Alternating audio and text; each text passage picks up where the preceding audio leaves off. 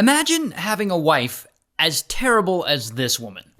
Now, the woman's name is Kristin, and Kristin is 19 when this story starts, and she's going to college in California. But here's the thing about Kristin. She's really into drugs, particularly meth.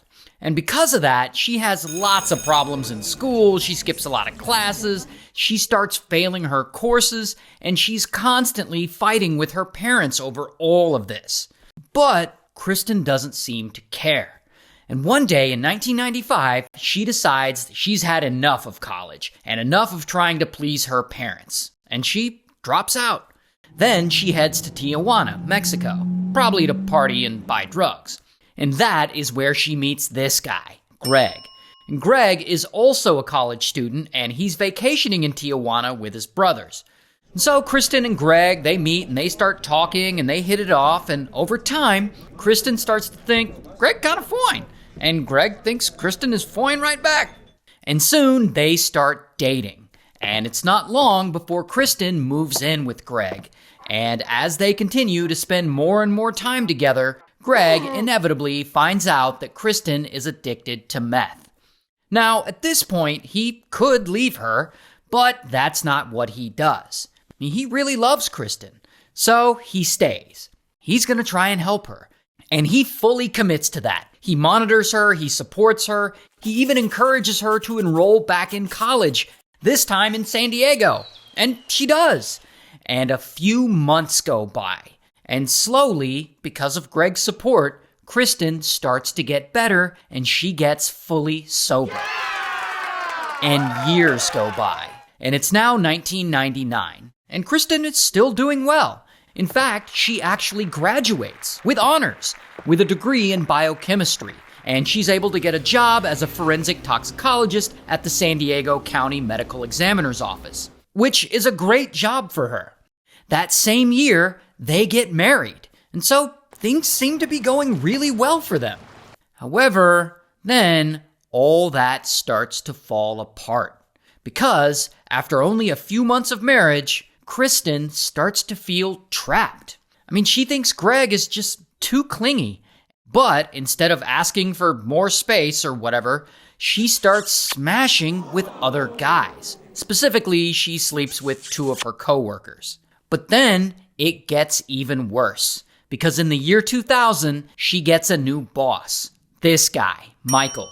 And Kristin and Michael, they start working together, and pretty quickly, Kristin starts thinking Michael's kind of fine. And he's really into her too. And so they start smashing, which is terrible. Not only is Kristin married, but Michael is also married. But whatever, they don't seem to care. They're gonna keep this affair going. And here's where the story starts to get dark. At her job at the medical examiner's office, Kristin is in charge of the logbook, where they log some of the evidence that's sent to them. Sometimes that evidence will be drugs, sometimes that evidence will be meth, specifically. So Kristin is around this meth all day, and eventually she becomes tempted to take some. And ultimately, she does. And then, of course, she does it again, and again, and again. And before long, she has fully relapsed. Now, inevitably, Michael ends up finding out about all this. I mean, he's her boss. Of course he finds out. And he knows that if he reports her to the higher-ups, she'll get fired. And he doesn't want that. He wants to keep working with her and, keep smashing. And so he stays quiet. Now, at this point, Kristin is living a total double life. She's getting high at work and cheating with Michael, but then she'll go home to Greg every night pretending like everything is okay.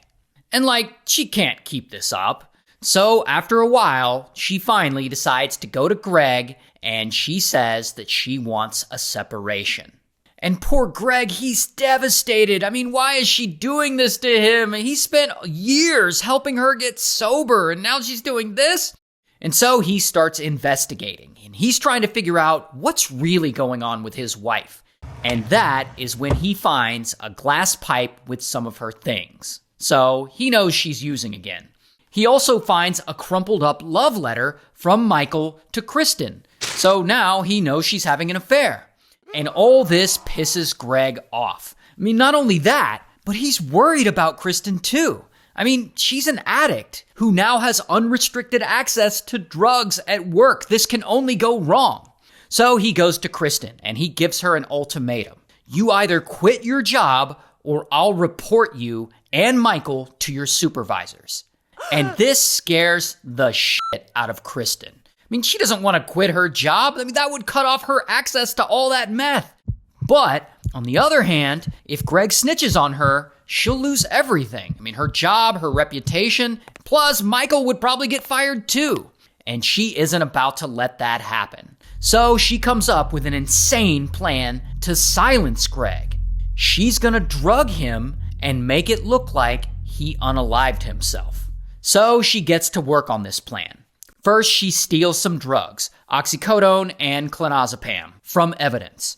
Then, one night, she slips the drugs into Greg's drink. Or maybe she puts them into his food. No one really knows. The details of that aren't exactly public.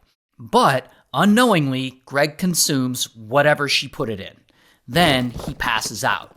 Then, I guess, to make absolutely sure that he doesn't survive, Kristin places fentanyl patches on his arm, which are normally used to treat pain, but in this case, she's trying to overdose him. And unfortunately, it works. Greg doesn't survive. After that, Kristin lays him up on her bed, and she sets up their wedding photo and pages from her diary around him. She even places that love letter from Michael to her that he found nearby. Then, she throws a bunch of rose petals over him to make it look like that scene from that movie American Beauty with all the rose petals. I guess she's trying to make it look like Greg found out about her affair and then he got so depressed that he decided to take his own life. So, I'm not really sure what the rose petals are for. Regardless, after that, she calls 911 and she reports that she just found her husband and he's not breathing. So pretty quickly, paramedics arrive, and Kristin tells them that Greg must have overdosed on pills that she had lying around the house, and that he put the rose petals around himself as a final romantic gesture. And it sounds crazy, but as of now, there's no reason for anyone to suspect that Kristin is actually the one behind his death. Until some members of Greg's family start feeling like something isn't right about all this. I mean, Greg isn't known to use drugs. In fact, he was scared of drugs. So why would he suddenly take a bunch of pills? And the first autopsy they did confirmed that he had oxycodone and clonazepam in his system. But the family pushes for a second autopsy. So a second autopsy gets done.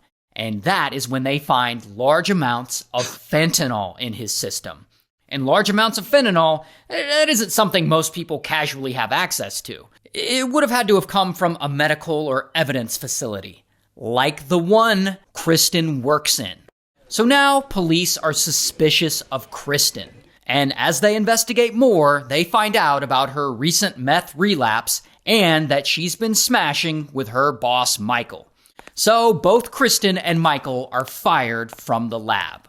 And later, bam, Kristin is arrested. Here's her mugshot. And so ultimately, she goes to trial and she's found guilty and she gets sentenced to life in prison. Meanwhile, they were never actually able to find any evidence that Michael was linked to the murder, so he was never charged with anything, and therefore he was never convicted.